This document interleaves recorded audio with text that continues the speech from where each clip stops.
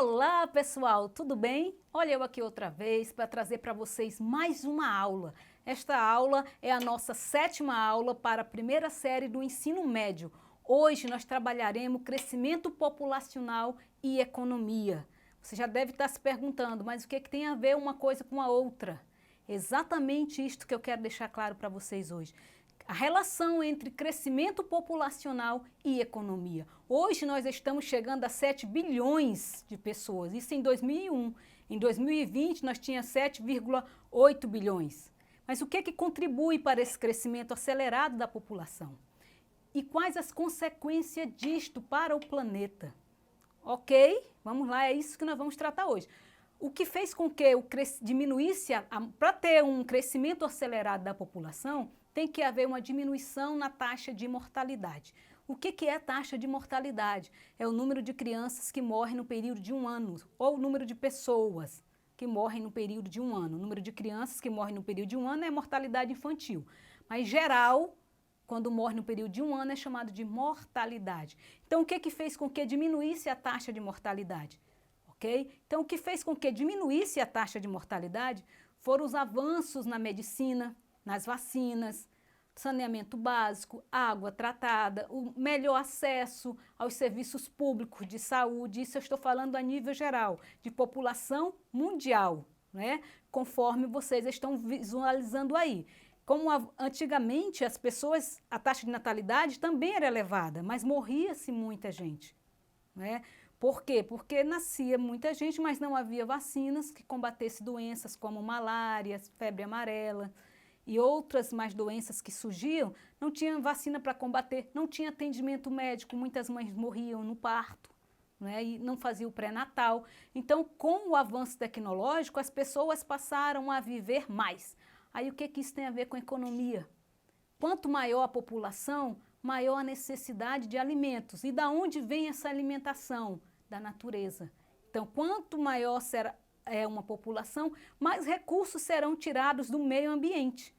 Então, aí é que está a aula de hoje, aí é que está a nossa preocupação. Como controlar um crescimento populacional? Será que tem algum país que já pensou nisso?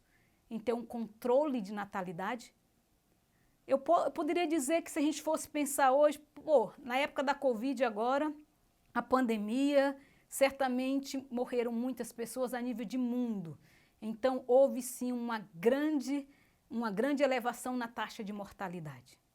E a natalidade diminuiu? Porque tem que ter um equilíbrio. Se você diminui a taxa de natalidade e as pessoas começam a viver mais, porque isso também está acontecendo, a expectativa de vida, porque quando eu digo que alguém vive mais, eu estou falando de expectativa de vida.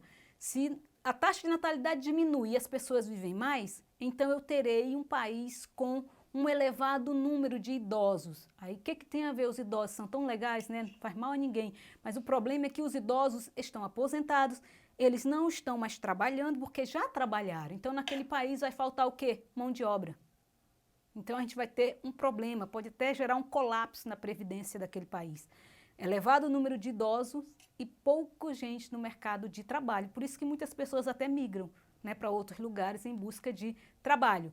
E vamos ver, observar esse gráfico aí que eu botei para vocês, a distribuição da população mundial. Quando a gente fala de distribuição, a gente quer saber onde está morando a maioria da população. A gente observa aí a questão aí que a maioria está onde? Na Ásia, né, que está aí no gráficozinho, 61% na Ásia. Por quê? Porque lá na Ásia que está a China, a maior população do mundo. Maior população mundial, a população chinesa. E o governo já tentou resolver esta situação, né, com controle de natalidade. Aí nós vemos aí a que apresenta menor aí, a questão aí é a América do Norte, 5%. É isso que vocês estão observando aí no mapa, Europa 11% e assim por diante.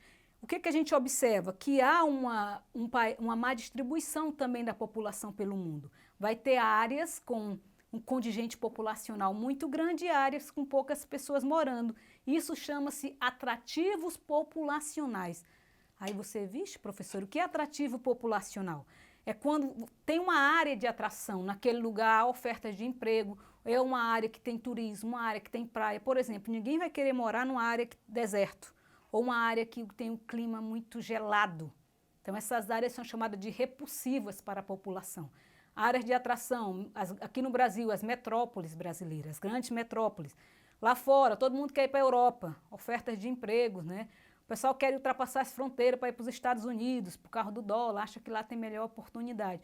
Então, acaba que a população ela fica mal distribuída pelo globo, ok?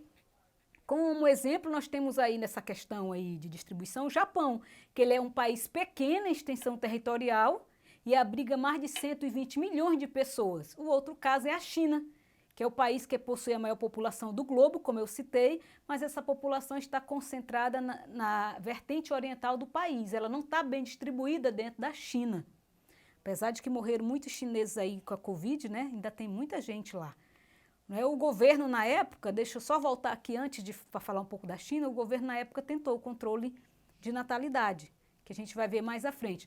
Eu gostaria que vocês visualizassem comigo o ranking de países mais populosos do mundo. Eu não vou citar todos para a gente ganhar tempo, mas nós temos aí em ordem decrescente a China em primeiro lugar, e vem a Índia, Estados Unidos, Indonésia, e vamos só ao Brasil lá, onde é que está o Brasil? O Brasil está em sexto lugar. O Brasil não tem controle de natalidade e nunca teve.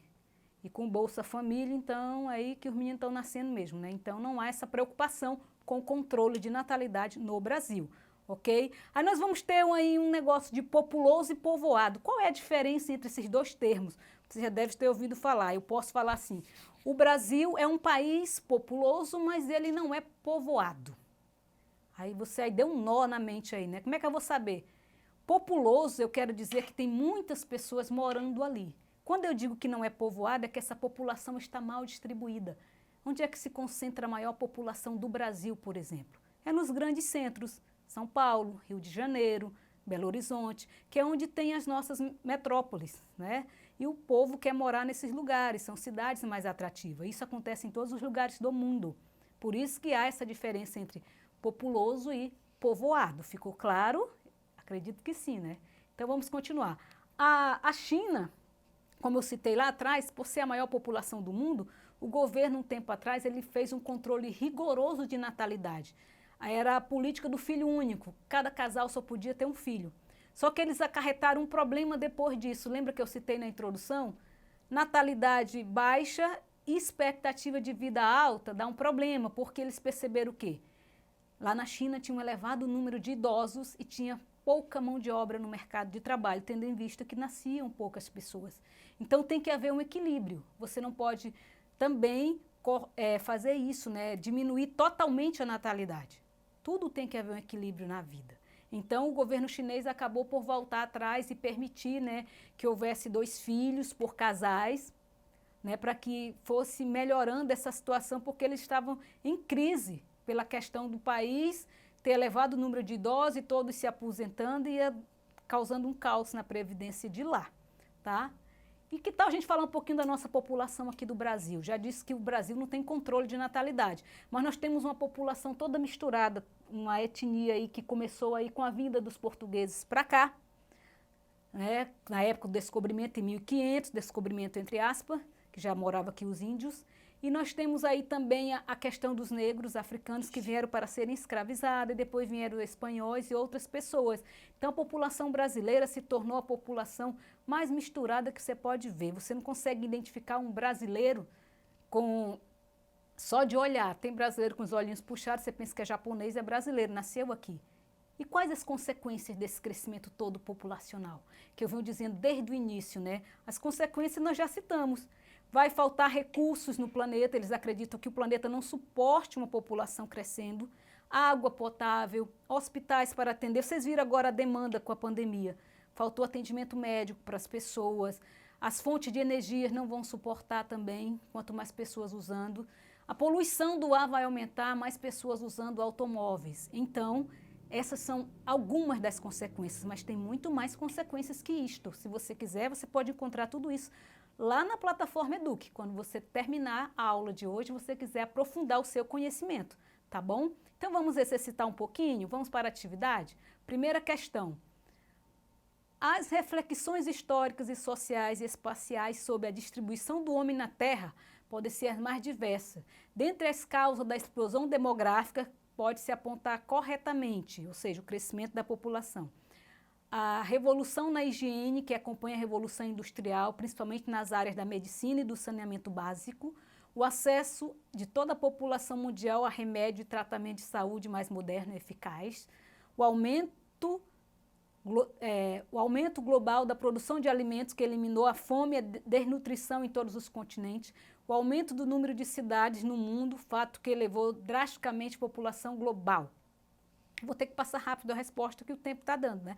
Se você marcou aí a letra A, você acertou. A gente viu que foi a revolução aí na medicina, né, que fez com que aumentasse o crescimento populacional, porque diminuiu aí a mortalidade. Segunda questão, sabe-se que a população mundial concentra-se principalmente nos países subdesenvolvidos, mesmo que haja país desenvolvido superpopuloso. Sabendo disso, assinale a alternativa que indica o continente mais populoso em termos absolutos.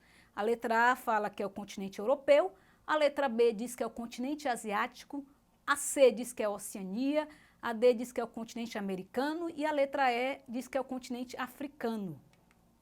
Olha só, nós aprendemos que é o continente asiático, que é porque é lá que está a China, né?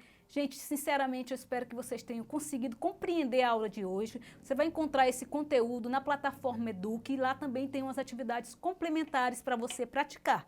Muito obrigado pela atenção e até a próxima. Tchau, tchau. Deus nos abençoe.